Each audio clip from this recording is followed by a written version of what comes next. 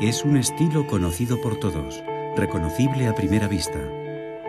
Este cuadro, pintado hace más de 100 años, no se parecía a nada que se hubiera pintado antes. Las señoritas de Aviñón, fechado en 1907, iba a cambiar el arte para siempre. Está considerado el punto de partida del arte moderno. Es la obra de un joven pintor de 25 años, Pablo, un inmigrante español llegado a París sin dinero algunos años antes. Apenas hablaba francés. Este es el proceso que vamos a contar, el viaje de juventud de un superdotado para la pintura. Cómo este joven, procedente de una remota ciudad de España, se va a convertir en un pintor genial, el más famoso del mundo, un icono del siglo XX. Cuando Pablo se convierte en Picasso.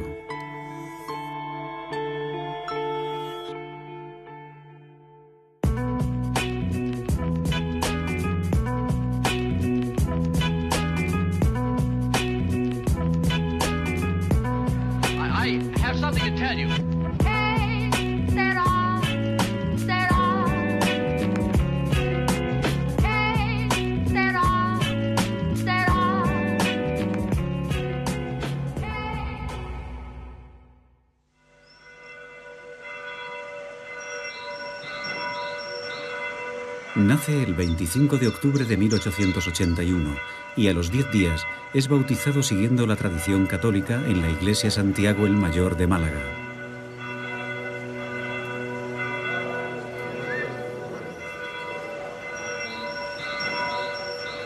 Su nombre bautismal, Pablo Diego José Francisco de Paula, María de los Remedios Cipriano de la Santísima Trinidad.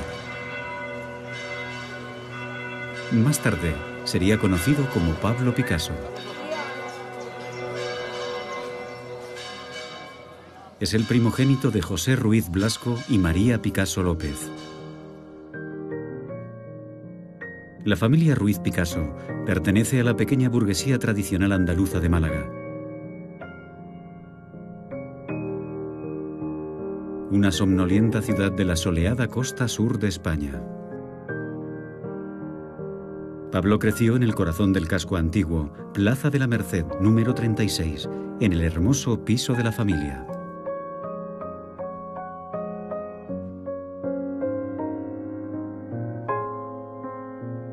Es el primogénito. Es el centro de la vida familiar desde su más tierna infancia. Es mimado por su madre y admirado por sus dos hermanas pequeñas, Lola y Concepción. Lo primero que sorprende en su entorno es su intensa mirada. Una carita con unos enormes ojos negros que ocupan todo su rostro y que ya mira fijamente al espectador. Así que es ya un pequeño hombrecito seguro de sí mismo y también un seductor que cautiva a las mujeres de su entorno. El pequeño Pablo crece marcado por la admiración que siente por su padre, don José, un pintor cuyo camino querrá seguir y a quien incluso querrá superar. Será el modelo primordial para Picasso, principalmente porque es su padre y la persona que le transmitirá su arte. El pequeño Pablo pasa el tiempo en el estudio de don José, entre los pinceles y los tubos de pintura. Durante horas, observa a su padre mientras pinta sus telas. Don José se ha especializado en un tema ciertamente peculiar, las palomas, una pintura de comedor muy apreciada por la burguesía de Málaga. Y es así, de manera natural, observando a su padre perfeccionar el plumaje de sus palomas, como Pablo empieza a dibujar. Más que para cualquier otro niño, el dibujo se convierte en la pasión de su vida.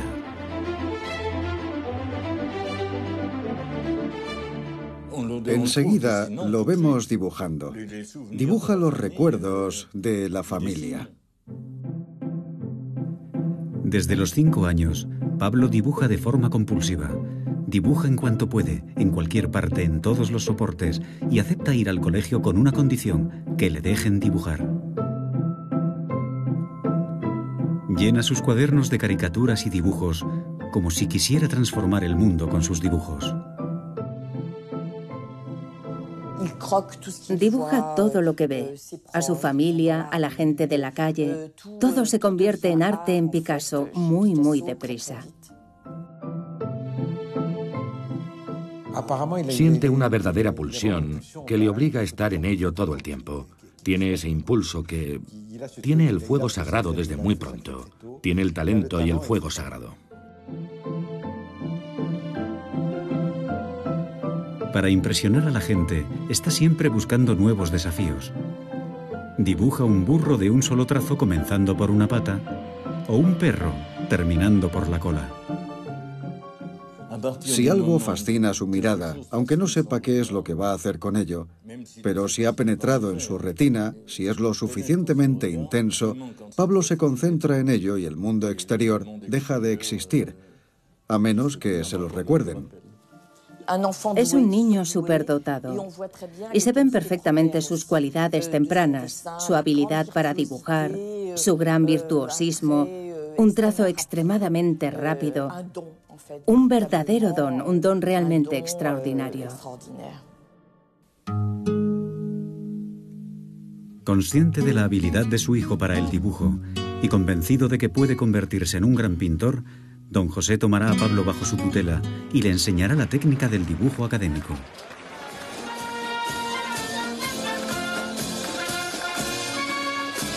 Don José es un aficionado, un fanático de los toros. Lleva regularmente a Pablo a las plazas municipales. Las corridas de toros se convertirán en un tema recurrente en sus lecciones de pintura. Picasso estuvo muy supervisado, motivado e impulsado por su padre, que sin duda vislumbraba una carrera de pintor académico virtuoso para su hijo. De modo que sí, hizo una inversión, prestó atención a la formación de su hijo. Pablo tiene 8 años cuando dibuja esta escena de una corrida de toros. Su trazo es rápido, muy alejado del trazo más laborioso de cualquier niño de su edad. Para representar a la multitud esquematiza y se concentra en lo esencial, el combate que tiene lugar en el ruedo.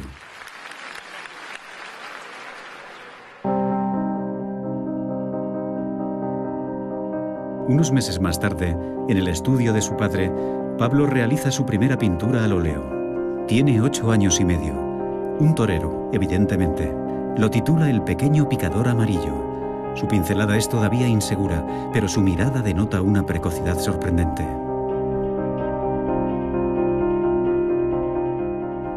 Lo sorprendente es que, siendo todavía un niño, se plantea problemas pictóricos que no se corresponden con su edad.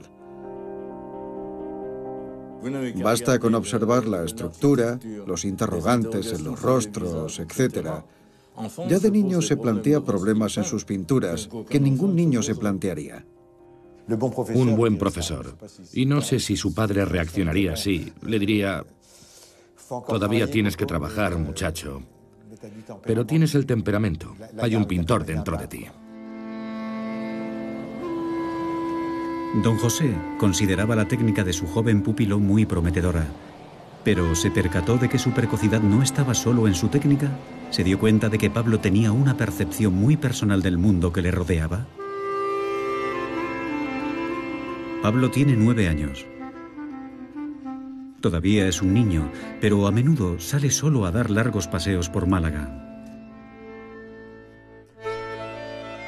Siempre le llevan hasta el viejo castillo de Gibralfaro, que domina la ciudad.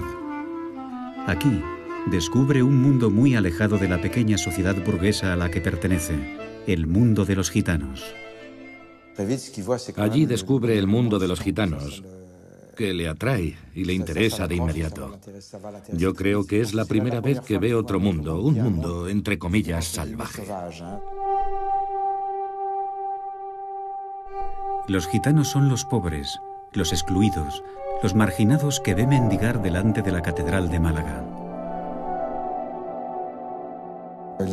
Los gitanos son aquellos a los que no suele frecuentar, pero le fascinan, porque son la música, porque representan un aspecto del pasado de España que por un lado es rechazado y por otro está terriblemente presente y es fascinante.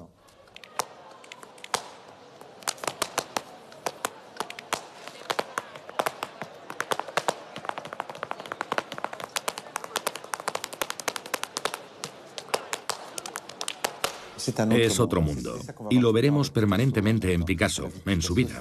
Es decir, que hay un lugar aparte, existe otro lugar. Un lugar aparte, un mundo muy alejado del universo académico de su padre, poblado por figuras simbólicas que más tarde habitarán en su pintura. La emancipación de Pablo será progresiva. Se acelera ostensiblemente cuando la familia Ruiz Picasso debe abandonar Málaga precipitadamente. Don José se gana muy mal la vida como pintor. En 1891, los problemas financieros le obligan a aceptar un puesto mejor remunerado como profesor de dibujo en el otro extremo de España, en el norte, en A Coruña. Pablo tiene 10 años cuando llega con su familia a esta austera ciudad de la costa atlántica. La desubicación es brutal. A Coruña es una ciudad de Galicia muy lluviosa, con un ambiente muy cerrado. Es realmente una atmósfera mucho más claustrofóbica. Imagínese que vive usted en Marsella y se muda a Milus. Él cambia de mundo, cambia en cierta medida de cultura, de espacio, de paisaje. Así que son unos años que en la vida del padre de Picasso, e incluso en el Picasso adolescente, están asociados a una especie de melancolía. En A Coruña, una nueva tierra sin sol, sin toros, sin amigos, don José se deprime y pasa la mayor parte del tiempo mirando caer la lluvia. Pablo asiste impotente al hundimiento psicológico de su modelo. Y para huir de ese triste espectáculo, se refugia en el dibujo. A diferencia de don José, Pablo se siente más bien estimulado por esta España nueva, por estos paisajes grandiosos de costa salvaje. Durante sus años en A Coruña, su producción es notable por su abundancia y su variedad. Cuando pinta estas palomas, Pablo tiene 11 años. Ha progresado de tal manera que pueden confundirse fácilmente con las que pinta su padre. El alumno empieza a tutear al maestro. La paloma, con la ejecución de una de estas figuras, será con lo que Pablo, sin querer, hará tambalearse a su padre. El traspaso de poderes entre padre e hijo es ya solo cuestión de tiempo. Una noche, su padre le pide que termine de pintar uno de sus cuadros de palomas. Pablo tiene 14 años.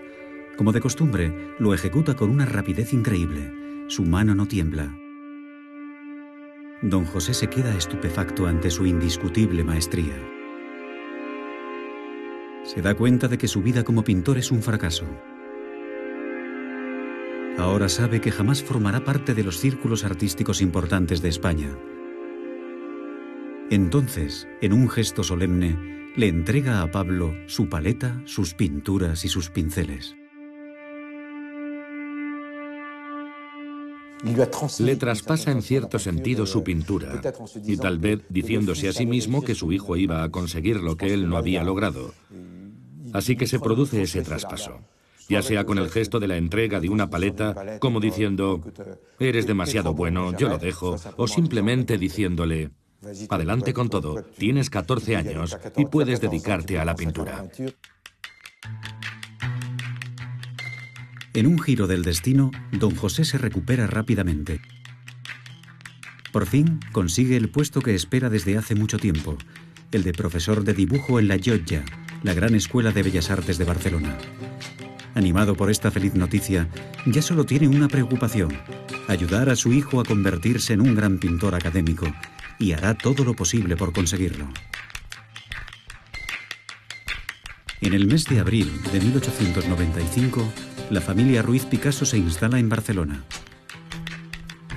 Don José matricula de inmediato a Pablo en la prestigiosa escuela donde él mismo enseña. Así puede seguir de cerca su aprendizaje. Pablo tiene solo 14 años cuando asiste a su primera clase de dibujo. Es el más joven de la clase. Sus compañeros tienen de media 5 o 6 años más que él y sin embargo es el más talentoso.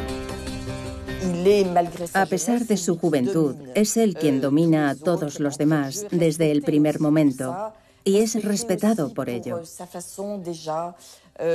Respetado también por su capacidad para asimilar todos los estilos, los maestros del pasado, de canibalizarlos, podríamos decir, para transformarlos en obras de Picasso.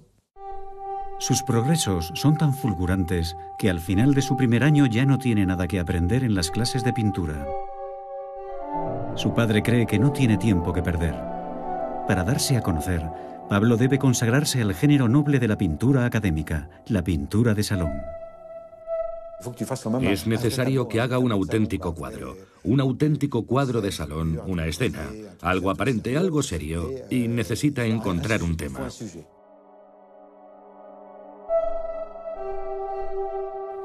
En 1896 ve la luz su primer cuadro oficial. Es una tela inmensa, una verdadera proeza para un muchacho tan joven. El padre y el hijo han escogido el tema juntos, la primera comunión.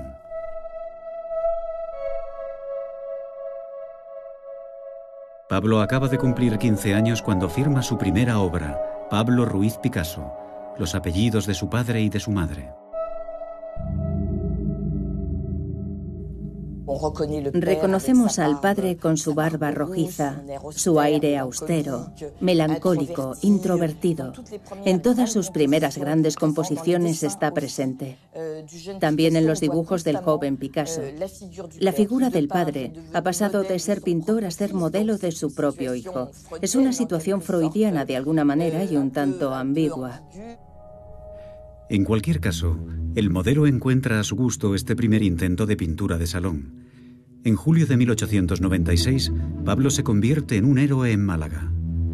La familia Ruiz Picasso al completo, padres, tíos, padrinos, primos y primas, se reúne para apoyar al pequeño pintor prodigio. Pablo nunca se ha sentido tan orgulloso y su autoestima se acrecienta porque va a vivir algo que ningún aprendiz de pintor ha conocido en España.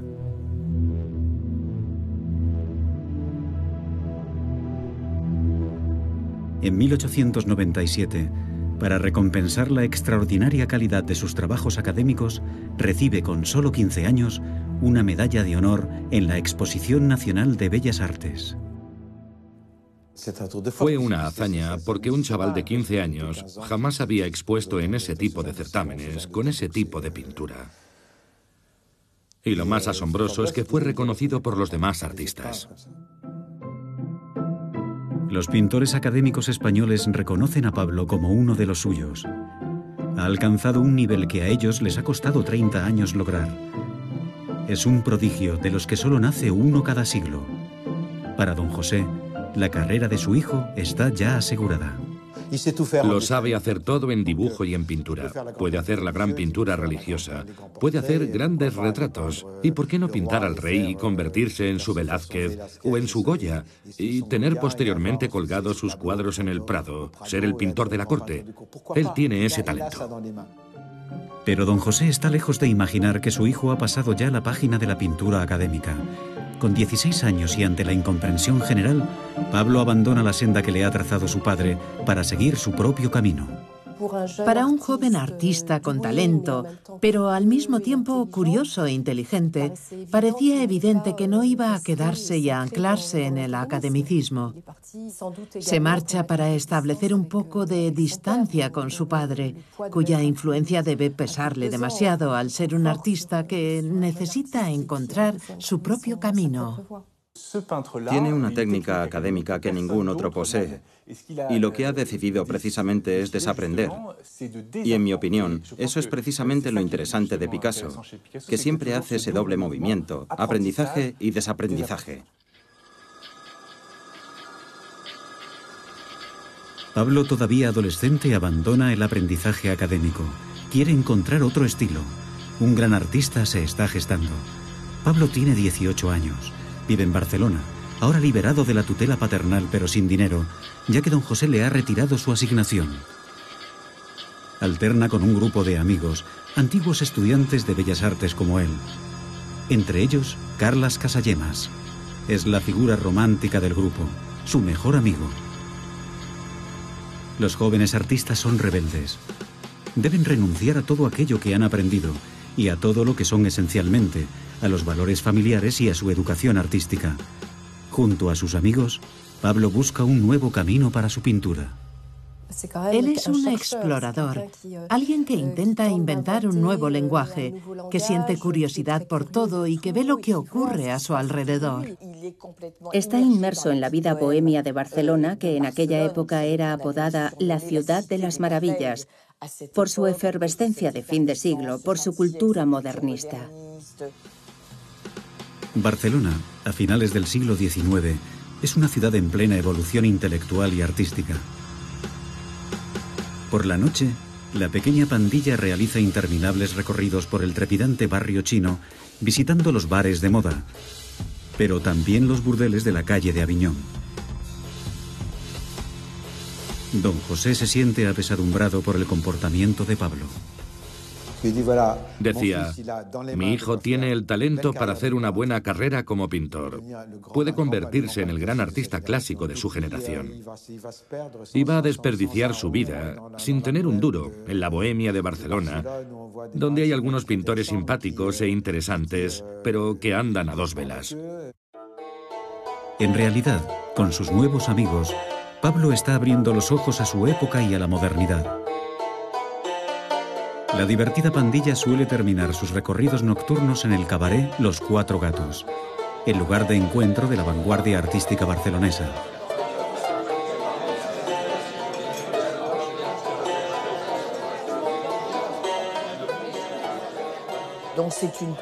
Es una taberna donde se reúnen.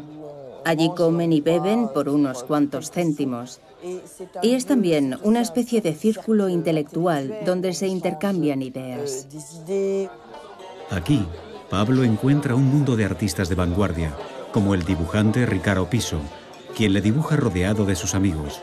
Son artistas modernos con sus ojos puestos en París, el centro mundial del arte. A través del contacto con ellos, Pablo cambiará por completo su mirada sobre la pintura. Sus compañeros le hacen comprender que en la pintura están pasando otras cosas, que la pintura está cambiando en París y en Múnich, y que lo que hacía Toulouse-Lautrec era otra cosa mucho más interesante que lo que le estaban enseñando, que no podía pintar la primera comunión y ciencia y caridad toda la vida. Ahora ya es una evidencia para Pablo. Si la pintura moderna se hace en París, hay que ir a París. En el mes de octubre de 1900, acompañado por su amigo Carles Casagemas, abandona Barcelona para viajar a la Ciudad de la Luz. Ese día, vuelve la espalda definitivamente a aquello que su padre, un hombre del siglo XIX, quería hacer de él. Don José nada puede hacer. Al entrar en el siglo XX y su modernidad, Pablo rompe el último vínculo que les unía.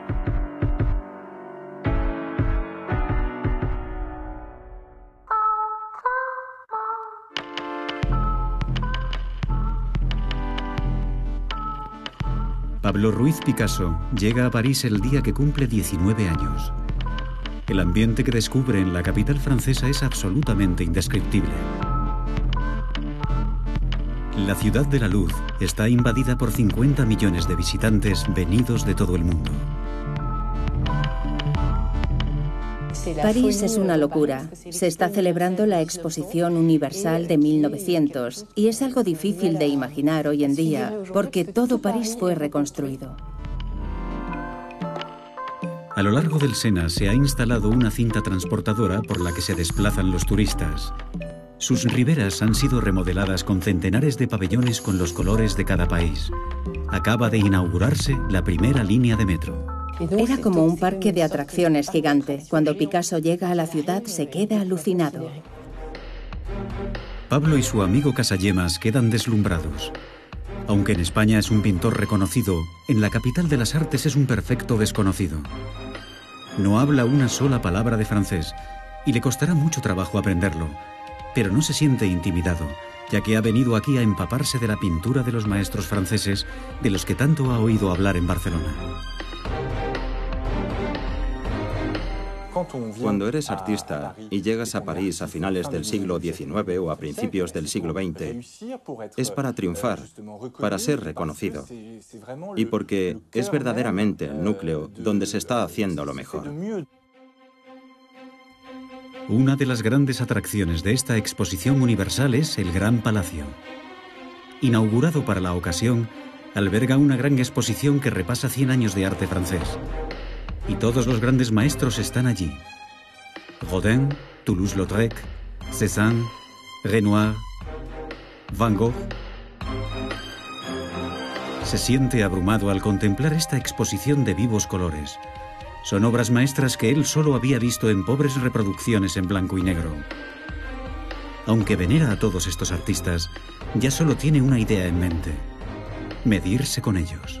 Y está convencido de que él, Pablo Ruiz Picasso, puede superarlos. Es un hombre con muchas ganas de hacer, una ambición muy grande y una confianza total en sí mismo y en lo que quiere hacer. Una ambición desbordante de convertirse en el artista más grande de todos los tiempos. Con su asombrosa memoria visual, su virtuosismo también extraordinario y su habilidad para absorber todos los estilos, aquello significará una lección fantástica. Y ya sabemos el efecto que tuvo, porque muy pronto en su carrera, su trabajo tanto pictórico como escultórico sufrirá una transformación. Para conquistar París, Pablo eligió la zona donde debía vivir, Montmartre. Es el lugar de encuentro de pintores y de la bohemia artística. Con su amigo Casagemas, se instala en el número 49 de la calle Gabriel, en un estudio, donde se unen a una pequeña comunidad de pintores catalanes que están sin blanca. Apenas recién llegado, Pablo llama la atención de Pere Magnac. Es el marchante de arte que se encarga de vender la producción de los artistas catalanes de Montmartre. Magnac se percata enseguida de la maestría que denota la pintura de Pablo. Piensa que puede venderla con facilidad. Con un sueldo de 150 francos al mes, el salario de un obrero, Pablo debía proporcionarle cuadros a demanda. Un golpe de suerte inesperado para el joven y ambicioso pintor que nada más desembarcar en la capital puede ya vivir de su arte. Pablo puede ahora embriagarse del gran espíritu de fiesta y libertinaje que reina en la capital. Con su amigo Casagemas pasa las veladas en los cafés y los cabarets del Boulevard Clichy o en el Moulin de la Galette en la colina de Montmartre. En este ambiente de fiesta conoce a las chicas de Montmartre, mujeres fáciles, muy liberadas, bailarinas, camareras, a veces modelos, pero a menudo amantes de los artistas bohemios. No sabe nada ni del amor ni de las mujeres. Y sobre todo, nunca ha visto besarse a nadie en la calle. Le parece una locura poder tener una amante con tanta facilidad, que la vida sea tan fácil, que no sea cara. Él vivirá de la pintura en una especie de orgía ideal.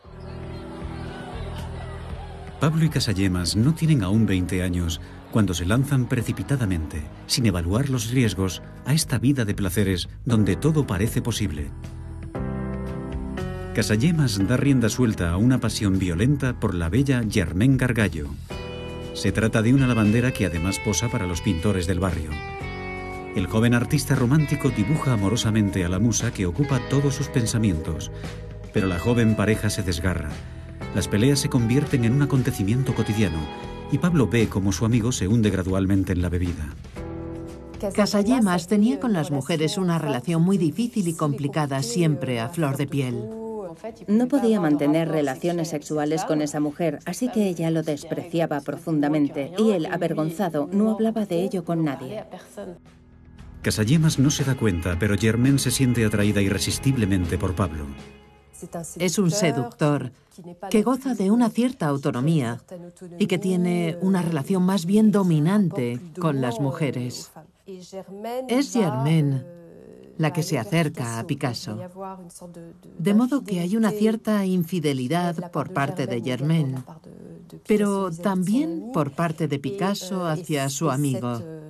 Y esta especie de triángulo amoroso, que podría haber sido tema para una pieza de vaudeville, acaba finalmente en tragedia. La noche del 17 de febrero de 1901, Casagemas invita a todos sus amigos a cenar en un restaurante cerca de la Plaza Clichy. Picasso no está presente, pues ha ido a visitar a unos amigos a Barcelona.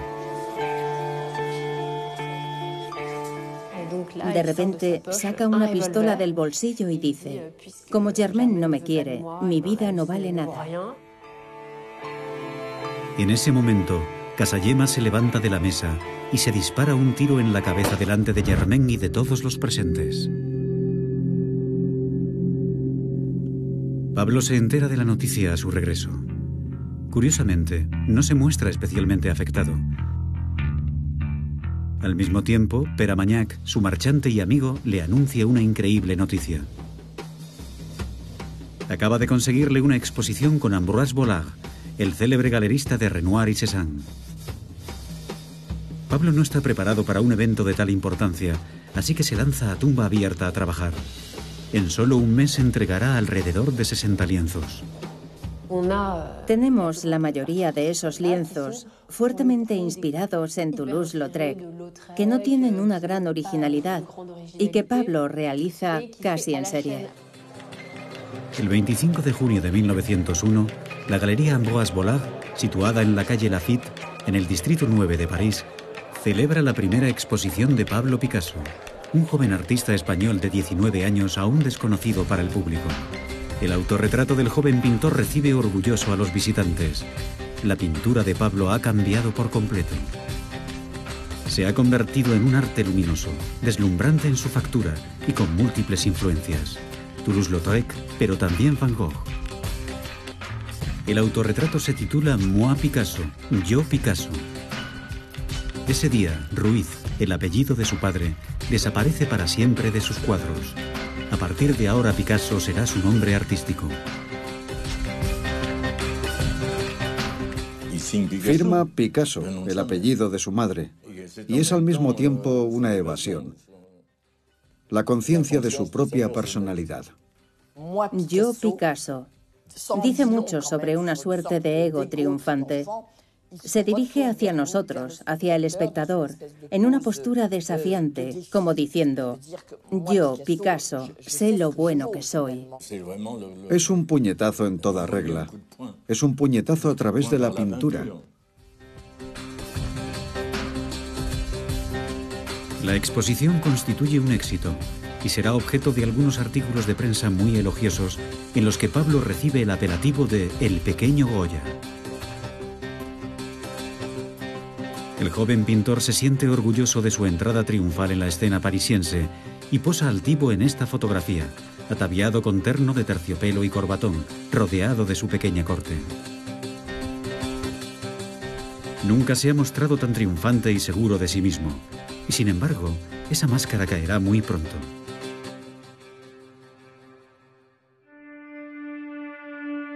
Seis meses más tarde, durante el otoño de 1901, una vez que el entusiasmo de la exposición de Vollard ha decaído, el recuerdo de Casayemas vuelve para atormentar a Pablo.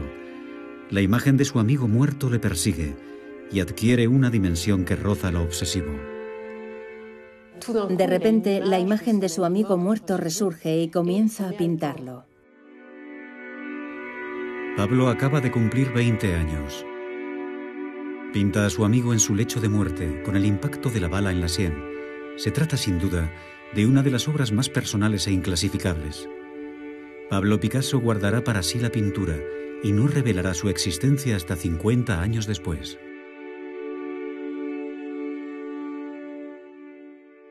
La pintura de una persona muerta puede ser clínica, un simple cadáver, pero en su caso representa el luto de un amigo íntimo. No es un cadáver, es Casayemas muerto, mi amigo muerto.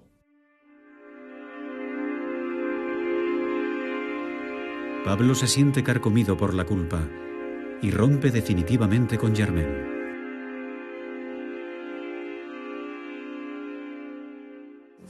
La muerte de Casayemas será uno de los hilos conductores de la pintura de Picasso hasta el final. La presencia de la muerte se convierte en un elemento fundamental en su obra. Diría incluso el sentimiento de la muerte mezclado con el deseo amoroso, mezclado con la sexualidad. Tenemos la sensación de que todo bebe de esa misma fuente.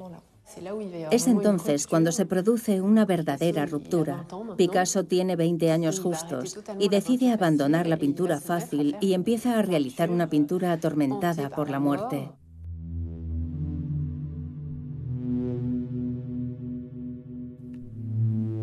Los fuegos de artificio con los colores se han acabado.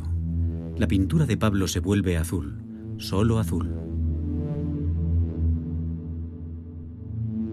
A través de este velo, el velo de la melancolía, Pablo mira ahora el reverso del decorado de la Belle Époque. Son las bambalinas de París, la ciudad de los placeres. Una luz azul crepuscular se extiende sobre los seres y las cosas, sobre las calles sinuosas y sobre las fachadas desconchadas de las casas grises. Para Pablo, la pintura ya no puede quedarse en lo pintoresco o lo anecdótico, sino que debe buscar la verdad de la naturaleza humana. A partir de ahora la pintura se centra en los rostros de los miserables, de los mendigos, de esas personas desamparadas cuyo futuro parece desprovisto de toda esperanza. Es un periodo anticomercial en el que Picasso se encierra durante más de 3 años sin conseguir vender prácticamente su obra, apenas unos pocos lienzos. Pere Magnac, su marchante, está desconcertado por la evolución de su protegido. Esa monocromía azul le horroriza. Incluso sus amigos catalanes observan con preocupación cómo se obstina en esa pintura sombría e invendible. Todo el mundo le da la espalda. El propio Magnac se encara con él, le recrimina su actitud y lo abandona. Se queda sin marchante y ya no tiene forma de ganarse la vida. Hubo momentos en París en los que sabemos que no tenía nada que comer. Hay una anécdota que cuenta que en cierto momento fue a robar un pedazo de pan en el estudio de un amigo. Llevó una vida bohemia muy dura. Creo que pasó por un periodo de incertidumbre muy difícil, en el que se plantea regresar de vez en cuando a Barcelona para ser alimentado por su familia. Se preguntaba, ¿debo seguir en París o qué debo hacer? A los 21 años, sin recursos, Pablo, completamente hundido, se ve obligado a regresar a Barcelona para vivir cerca de su familia. Es la admisión del fracaso. Don José considera que su hijo lleva una vida de vagabundo e inútil y que no tiene ninguna posibilidad de ganarse la vida con la pintura que hace. Pablo se encuentra perdido. Trata de encontrarse a sí mismo y su arte.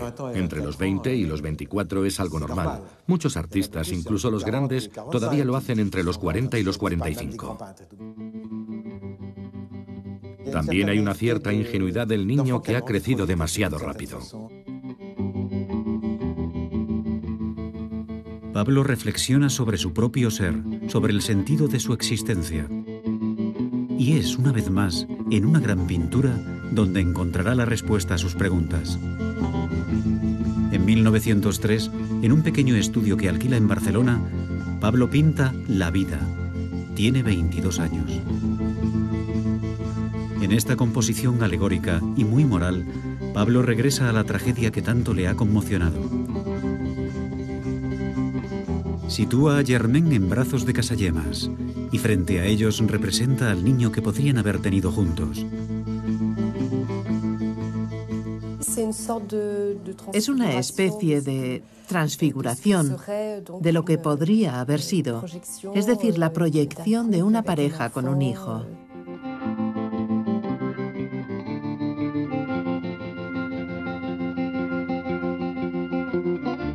Es como una fantasía de lo que debería haber sido la vida de Casagemas. Refleja un cierto sentido de culpabilidad, pero también una forma de amor por su amigo. Una especie de arrepentimiento infinito por una vida malograda que acaba de una manera tan trágica.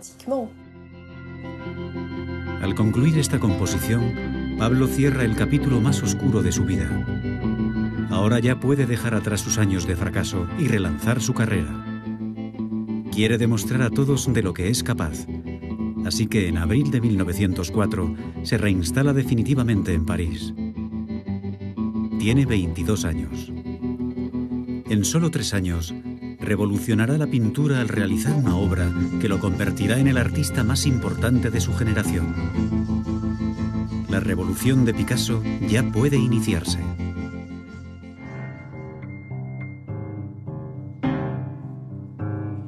Pablo Picasso se instala en el corazón de Montmartre, en una casa que es una verdadera institución artística, el Bateau Lavoir.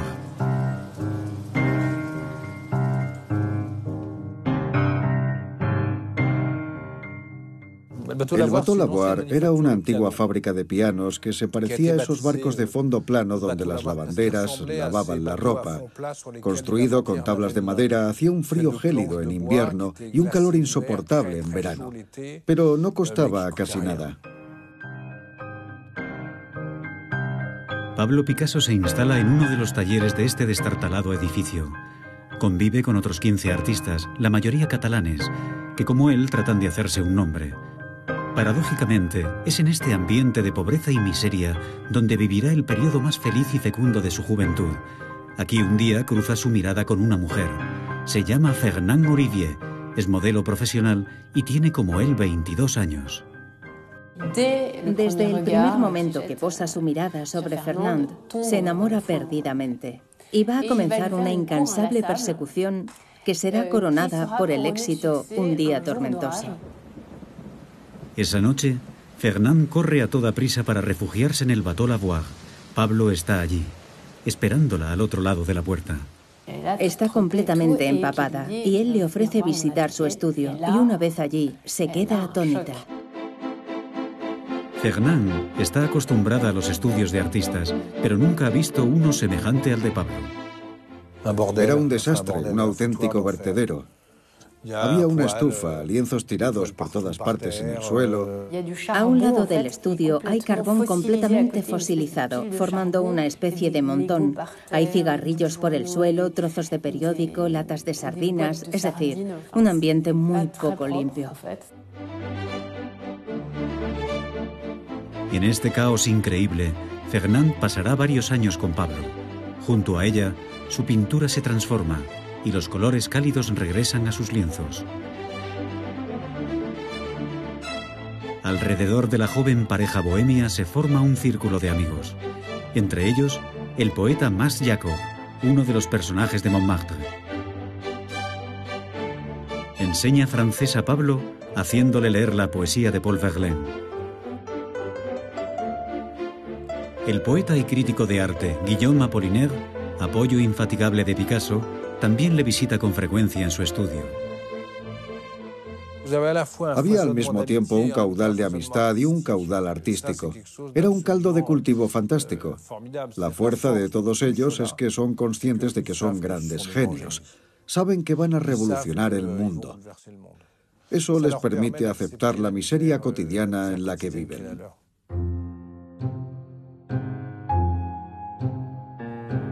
Sin embargo, en noviembre de 1905, la providencia cruza el umbral del paupérrimo estudio del Bateau Lavoir. Tiene 30 años y se llama Gertrude Stein. Es una mujer americana, heredera de una familia muy acaudalada. Con ayuda de su hermano Leo, está reuniendo la mayor colección de pinturas de vanguardia. Pocos días antes, en casa de un marchante, Gertrude se había parado delante de un cuadro de Pablo.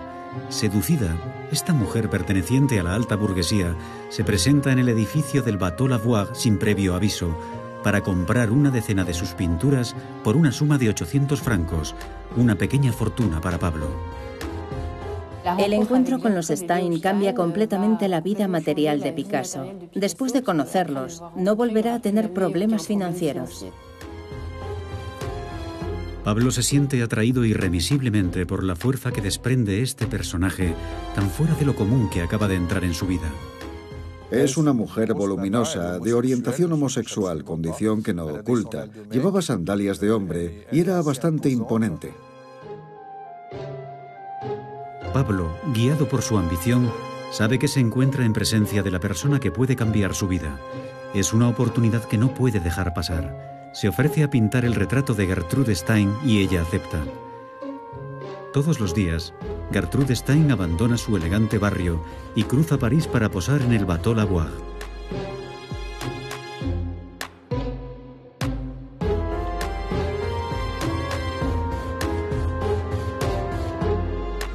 Por primera vez en su vida, se siente desconcertado por su modelo. No encuentra la solución para representar su rostro, a pesar de los continuos posados. El desafío que le planteaba ese rostro se convierte poco a poco en una especie de obsesión. No puede representar a esa mujer como había pintado a las otras mujeres. No está delante de una de sus amantes, ni de un modelo femenino clásico. Su homosexualidad para él, que es un gran seductor de mujeres, debía asemejarse a un enigma. ¿Cómo pintar un rostro tan singular? Pablo busca la inspiración en los paraísos artificiales. Cierta noche, tiene un sueño opiáceo muy inquietante. Una revelación.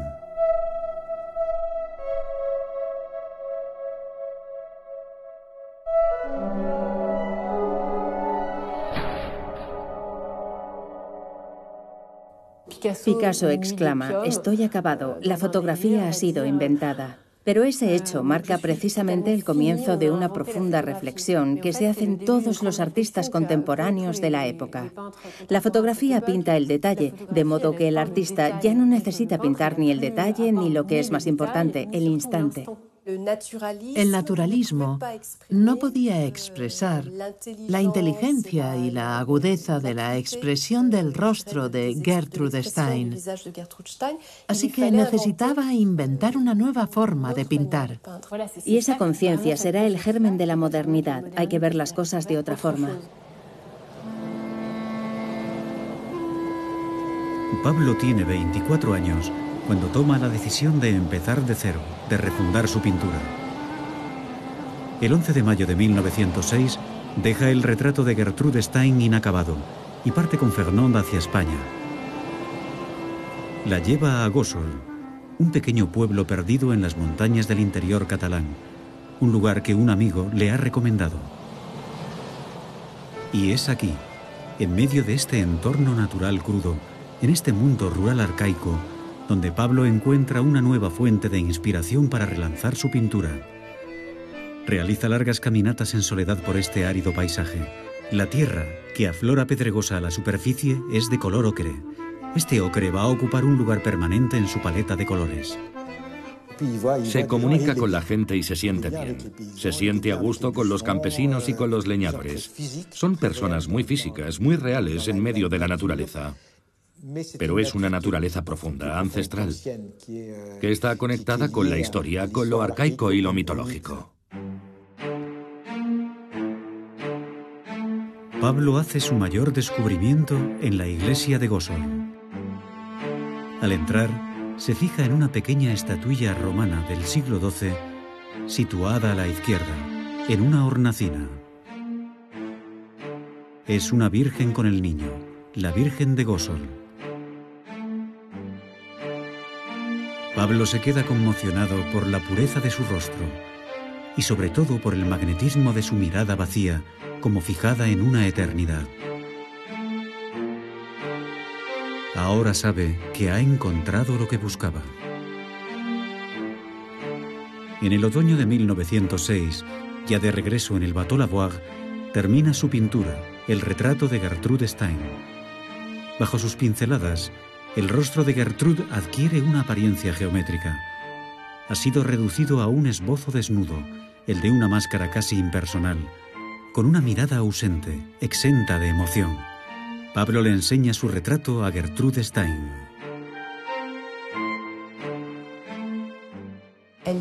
Ella le dice: «Este retrato no se parece mucho a mí».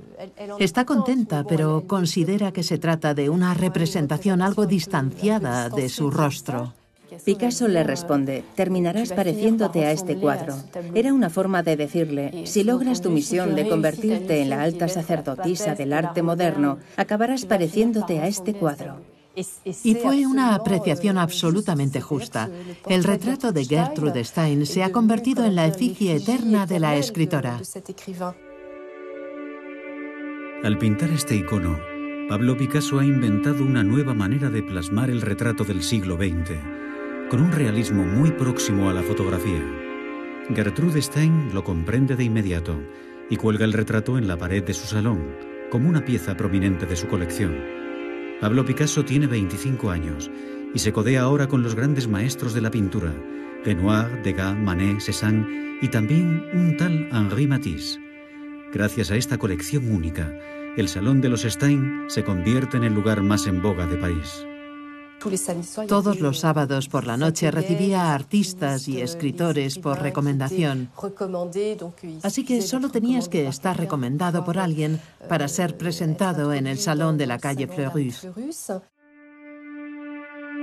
En esta estancia mítica, con motivo de una cena organizada por Gertrude Stein, tiene lugar el encuentro de dos monstruos de la pintura moderna, Henri Matisse y Pablo Picasso.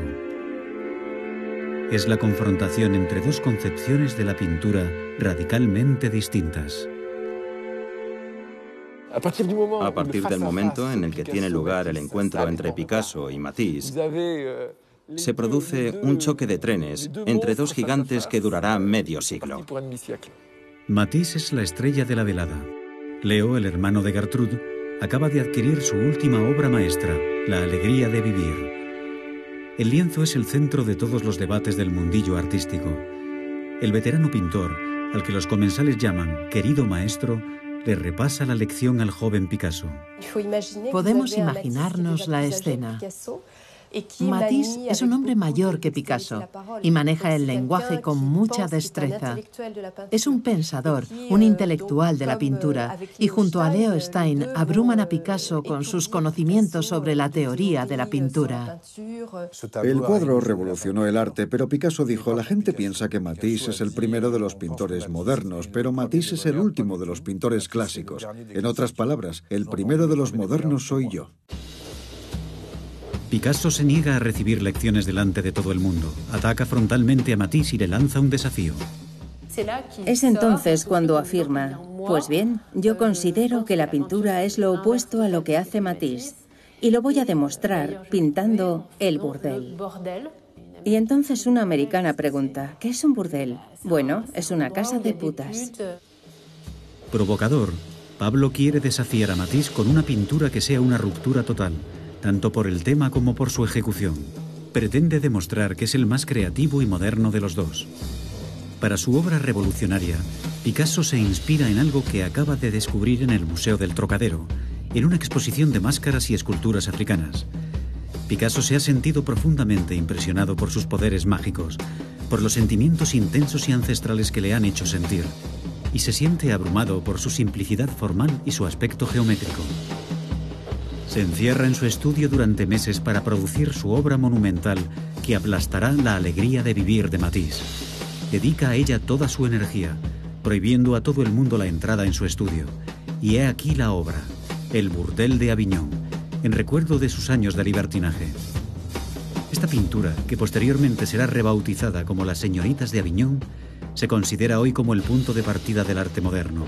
Por primera vez, un artista se atreve a romper con el concepto de verosimilitud, creando un nuevo universo pictórico. Los semblantes de las mujeres se asemejan a máscaras, llevando aún más lejos el concepto iniciado con el retrato de Gertrude Stein. De un personaje al otro, la representación difiere. Grandes ojos enmarcados, una nariz de perfil en una cara vista de frente, rasgos angulosos, rayas de colores o proporciones deliberadamente disonantes. El deseo y la muerte parecen así confundirse. La pintura causa un escándalo. Matisse la detesta, pero Picasso ha abierto el camino para el movimiento artístico más importante del siglo XX, el cubismo. Pronto los coleccionistas se pelearán por hacerse con sus obras maestras.